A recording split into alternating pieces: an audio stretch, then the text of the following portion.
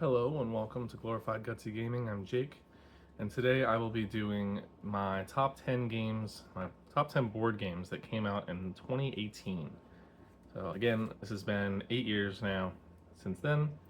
I've got a lot of good ones that I really like here. Most of them are small games, and I'm not really finding too much more for 2018 just yet, but I will probably find more as time goes on, so maybe I'll eventually redo these lists. But for now, number 10, this is Maximum Apocalypse.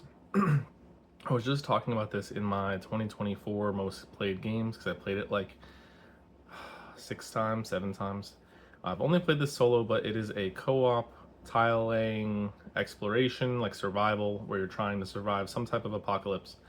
The box has quite a few different options with player powers, and you can choose either scenarios, and you can kind of do your own custom things.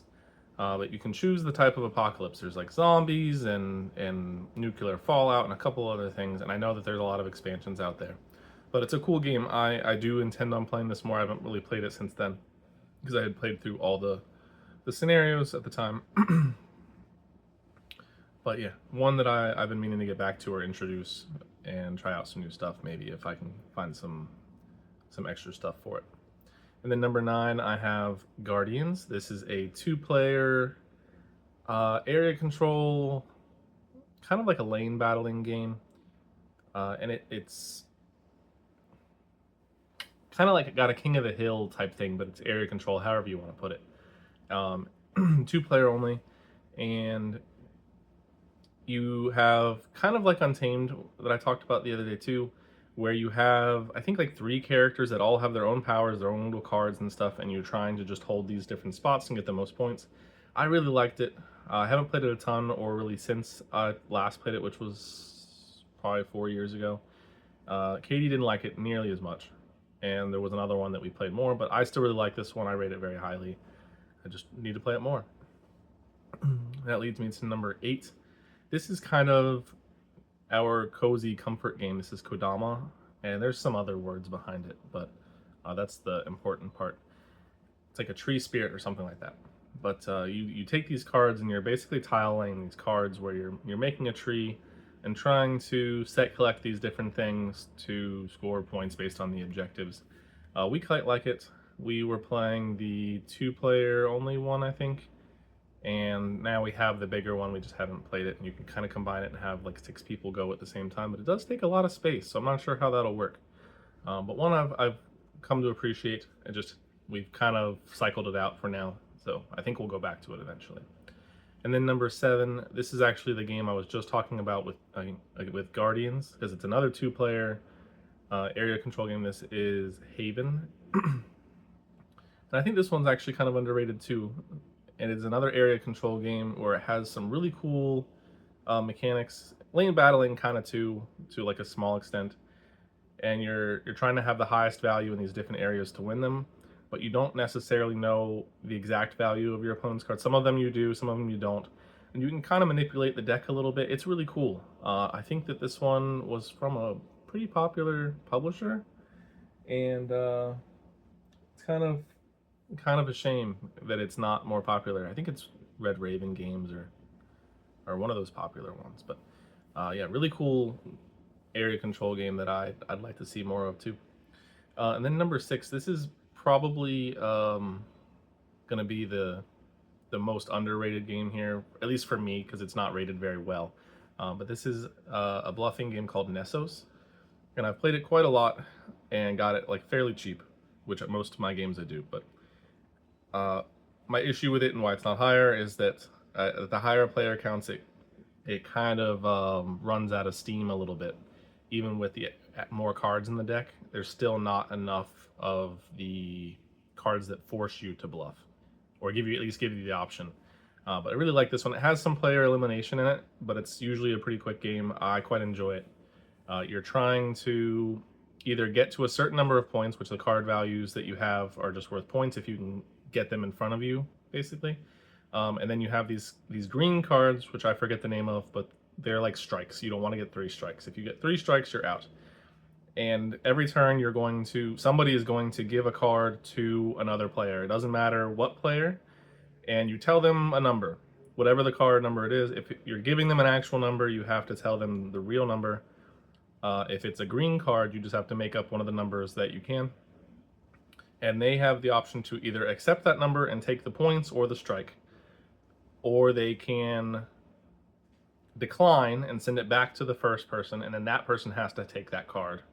Or they can add a second card and pass it to somebody else, even back to the same person that sent it to them, and they have to also declare their number as well. And then that next person will have the same options. And then once it reaches that that fourth person, if it keeps going, it's just those two. They can either accept or they can send it back to the other person. And I think it's a really nice bluffing game when you're at 3, 4, maybe even 5 players, but 6 is just too many players for this game.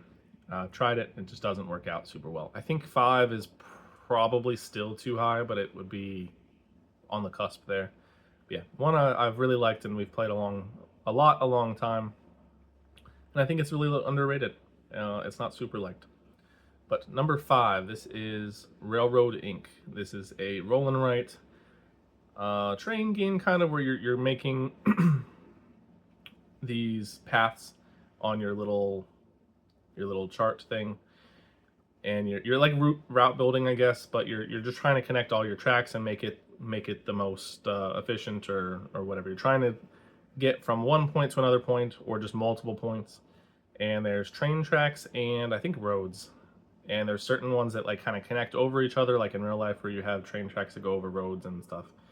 It's one I really like. I've played 2 different versions of it. There's, I think, 4. I think there's red, blue, green, and yellow, and then there's a bunch of expansions and stuff. I've played red and blue now. I think yellow and green are the newest ones. And now they even have like a straight up tile laying game that I'd like to try too. But that's what I've got. And then number 4, this is this is a flip and write, not a roll and write. I've actually talked about this one a couple times. This is Welcome To. This is a flip and write game where you're trying to build out a neighborhood, and you're putting these house numbers and the card numbers that you get that flip up in an order in one of your 3 rows. I do tend to like those kind of organizing kind of games. One that I still enjoy, even though I messed it up last time we played, because we haven't played it in a little bit. And then number 3, I have another DC deck building game. I've talked about those a handful of times. This is probably the one I've played the most. This is a Rivals set, Green Lantern versus Sinestro. Sinestro is probably my favorite DC villain, and I find this set to be a lot of fun. I think it probably leans a little bit towards Sinestro, but it's not unwinnable as Green Lantern. And I really like this box in particular. Probably the first, well, it's not the first one I played, but it's the first one that we played like a lot. We got a Teen Titans Go box first, but this was my favorite one, the one I've played the most. Yeah, so if you don't know DC deck building game, I should probably say what that is a little bit. So it is got a river of cards that are kind of like the market that you can buy with your different power levels. And you can play up to, I think this box in particular is just 2-player, but there's a ton of other ones that you can do, like 1 to 5 or something like that. And you're just trying to have the most points at the end, or in the rival set, which is why I like the rival sets better, you can directly attack your opponent, and they have like 3 lives, and they get stronger as they go, so you can't just knock them out in 3 consecutive turns. I mean, you probably could, but it would just be less likely. So yeah, you have to kind of defend yourself and build up your deck to fight them, to either eliminate them or to just have the most points. And I think that system just works a lot better for me. And then number 2, this is another little game. This is Civ Carta Imperia Victoria, yeah. It is kind of a weird box where it's not a typical 2-piece. It is a 2-piece box, but the bottom is kind of thick, and the reason that they do that is because they have the cards in the different ages in it separated, and they're standing like straight up. So it takes up probably more space than it has to, but it's still not that big. And it is like a very small Civ game with take that and card powers and set collecting, and I really enjoy this one.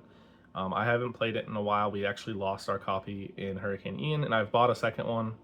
We just haven't played it yet. And it's one that's a bit hard to teach because of the different card powers for each set.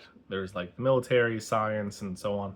And they get a little bit because they have there's 2 different powers each set has, so it takes a little bit to kind of go over that. And I haven't played it in a while, so I haven't played it recently just because I'd have to kind of re-pick it up. But one that I've really liked, I rate it really highly.